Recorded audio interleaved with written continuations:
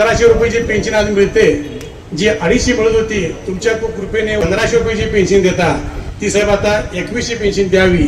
कारण का लाडक्या बहिणीपेक्षा ह्या बहिणी सगळ्या साहेब निराधार आहेत, त्यांना कोणाचा आधार नाही आहे.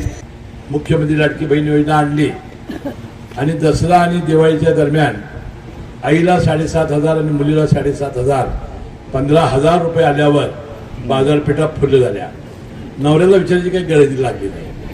नवऱ्याने काय उधार घेतले असते तर देऊन टाका त्यांचे. आणि म्हणून आता आम्ही निवडणुकीपूर्वी त्याला 2100 रुपये करण्याचं वचन दिलेलं होतं. तर थोडी आत्ताच्या आम्ही 1500 रुपये देतोय, त्याचं 46,000 कोटी रुपयाचं बर्डन आमच्यावर आहे. 1 वर्षामध्ये आमची परिस्थिती सुधारल्यानंतर आम्ही 2100 रुपये आमच्या लाडक्या बहिणींना देणार आहोत.